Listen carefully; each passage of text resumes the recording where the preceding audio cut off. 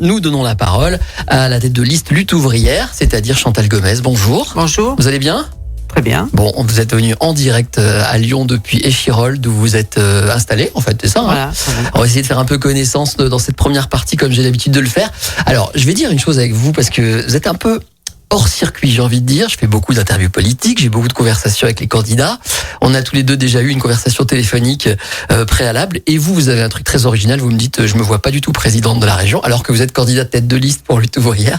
Et vous me dites, j'ai pas de programme, ça sert à rien. Et ça, c'est vraiment hors, on va dire, habitude. Est-ce que je me trompe quand je dis ça ? C'est un peu comme ça que vous présentez les choses. J'ai pas dit ça tout à fait comme ça, quoi. Hein. Attention, parce que j'ai enregistré. J'ai pas un programme dans le sens du programme des candidats avec les belles promesses, quoi. Moi, mon programme, il s'adresse aux travailleuses, aux travailleurs de la région et bien au-delà, et de la situation qu'ils vivent aujourd'hui, du chômage, de la précarité. Enfin, le problème de la population aujourd'hui, des classes populaires, c'est quand même d'être confronté au chômage, au bas salaire, à la précarité, au manque d'emploi pour les jeunes. Et puis là, cette pandémie, le manque de vaccins, etc. Donc c'est de ça que je veux parler et je profite de ces élections. Alors moi, un programme, j'en ai un pour les travailleurs et je pense que c'est le meilleur. Bah évidemment, parce que toutes les promesses électorales qu'on va bien nous étaler pendant toute cette campagne, en réalité, voilà, ils les tiendront pas ou ils se fichent pas mal de la situation des travailleurs. Alors on va parler de votre programme et de vos idées, vous inquiétez pas, on va y venir. On essaie d'abord de faire un peu connaissance. À Lutte ouvrière, il y a des figures emblématiques. Il y a eu Arlette Laguillet longtemps, beaucoup de gens. Elle est toujours militante. Elle est toujours militante. Ouais. Et puis ensuite Nathalie Arthaud, que moi j'ai eu l'occasion déjà de rencontrer, pareil, qui d'ailleurs dans la même lignée défend à peu près les mêmes idées sans jamais se projeter elle-même dans la fonction, mais en disant voilà, nous avons des idées globalement. Et puis vous, c'est pas la première fois que vous êtes candidate en fait, vous êtes une habituée. J'ai été, de nombreuses fois candidate. Deuxième fois au régional, mais aussi aux européennes, quand il y avait les grandes régions. J'ai été conseillère municipale à Échirolles. Donc voilà. Mais vous soulignez quand même la présence des femmes. Hein, oui. Voilà, on fait pas qu'en parler. Nous, on a été les premiers à présenter une femme aux élections, à l'élection présidentielle. Arlette Laguillet, c'était atypique à l'époque. Voilà. Et puis une travailleuse surtout. Ouais. Voilà. Et alors c'est votre profil, vous étiez dessinatrice, c'est ça ? Oui, j'étais dessinatrice dans la fonction publique, dessinatrice route. Faisiez des plans en fait, on s'imagine en train de faire des dessins. Voilà. C'est des plans, c'est des plans. Donc vous considérez comme une ancienne ouvrière, ou même ? Bien sûr, je fais partie de cette classe ouvrière qui aujourd'hui produit tout, fait tourner la société, qu'on soit ouvrier, femme de ménage, dessinatrice, ingénieur, sans eux, rien ne fonctionnerait. Et justement, c'est à cette classe, quand je parle de classe ouvrière, c'est au sens large, c'est-à-dire tous ceux qui participent à faire tourner cette société, cette économie.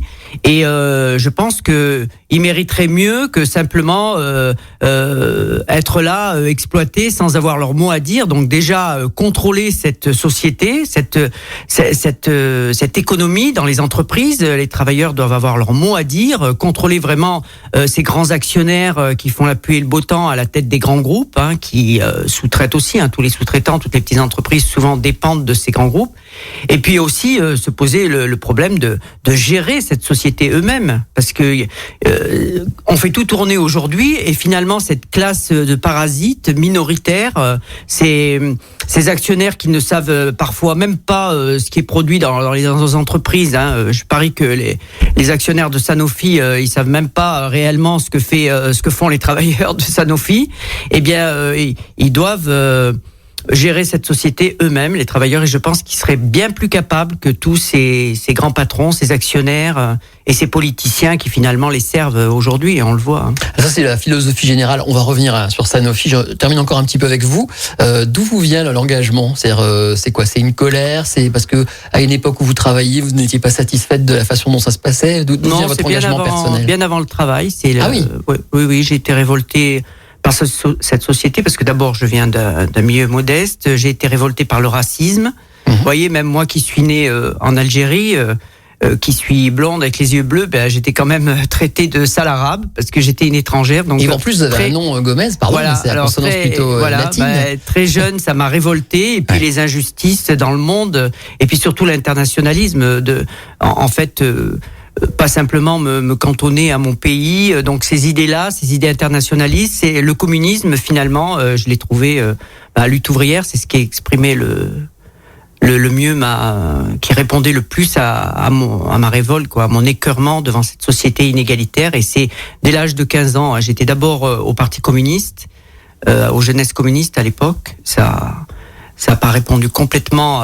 Ce parti qui est un parti qui est devenu gestionnaire finalement du capitalisme à la tête de l'État. C'était pas assez radical. Voilà. Donc, ok. je me Donc suis engagé avec Lutte ouvrière et je suis une communiste révolutionnaire. Alors je sais que votre philosophie globale, c'est pas de mettre en avant les candidats, les individus, mais plutôt donc effectivement une philosophie collective. Mais vous voyez quand même qu'en discutant un peu avec vous, on découvre un personnage, une histoire et un engagement personnel. Vous pensez pas quand même que dans ce genre d'élection où il y a effectivement une tête de liste qui représente tout ça, c'est important d'avoir une présentation personnelle, plus intime de la candidate? C'est bien que vous nous interrogez justement sur ce que sont les militants. Il n'y a pas que moi. On est de nombreux militants engagés. Ça existe. Tous les jours, nos camarades luttent dans les entreprises, sont dans les syndicats, sont avec leurs collègues de travail. Et c'est ça. Et les militants sont pas souvent justement interrogés, montrés dans les médias. Donc je vous remercie d'ailleurs pour ça. On est là pour ça. Et c'est notre philosophie, c'est de donner la parole à tout le monde et d'essayer de poser des questions sur les idées et les programmes. Dernière question, après on fait la première pause. Est-ce que vous n'êtes pas découragé? Vous savez très bien, vous me l'avez dit la dernière fois qu'on s'est parlé au téléphone, vous ne gagnerez pas cette élection. Les scores de Lutte ouvrière ne sont jamais très élevés au final. Est-ce que c'est pas décourageant de faire une compétition dans laquelle on sait qu'on va arriver avec un score modeste?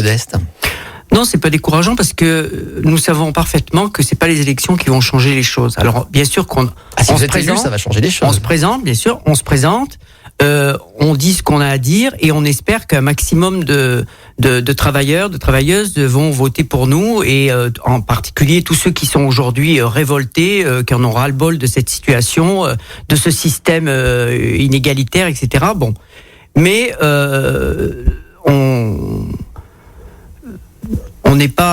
on pense pas que c'est à travers les élections, en votant une fois tous les 5 ans, cette fausse démocratie, qu'on va changer la société. Donc nous, on n'est pas démoralisés parce qu'on pense que le système lui-même, vous savez, il est en train de provoquer des colères, des injustices et la révolte, elle va peut-être arriver. Personne ne peut la prévoir. Regardez mai 68, regardez 36, du jour au lendemain. Voilà, nous, on brandit un drapeau, on a un programme.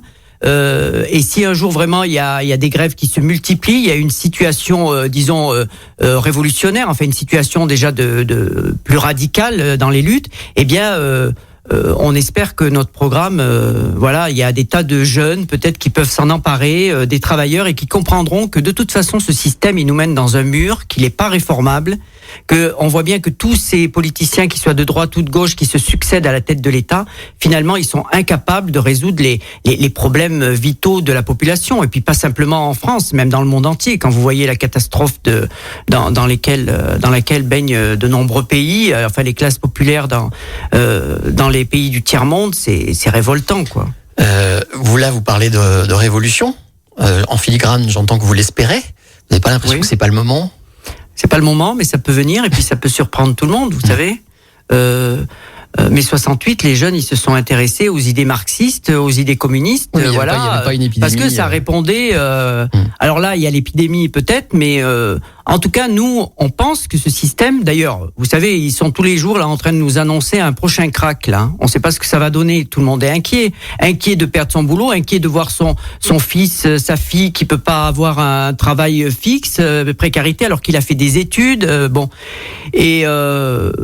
Qu'est-ce que ça va donner? Nous, en tout cas, on fait confiance aux travailleurs, à la classe ouvrière, en se disant qu'elle est capable de changer les choses, et on pense que c'est elle qui pourra jouer un rôle moteur, parce que c'est elle qui produit tout. Elle a un rôle central dans l'économie. Sans cette classe ouvrière, justement, rien ne se fait. Et qui peut changer les choses à part les producteurs, ceux qui aujourd'hui, c'est pas un politicien. On voit bien qu'ils sont tous impuissants face à la bourgeoisie, à la grande bourgeoisie, face à tous ces propriétaires des grandes industries, des financiers. Ils sont tous en train de les servir. D'ailleurs, ils sont à genoux devant ces gens-là. ils leur balancent des milliards d'argent public sans que ça donne strictement rien. Et oui, les classes populaires sont inquiètes et ça peut changer rapidement. Merci. Alors restez avec nous, Chantal Gomez, tête de liste de la liste lutte ouvrière aux élections régionales. On va se retrouver dans un instant. Restez avec nous sur Lyon Première, qui n'appartient à aucun grand groupe financier. Je vous le dis au passage, C'est bien. pour vous mettre à l'aise. On fait une petite pause et on revient. À tout de suite.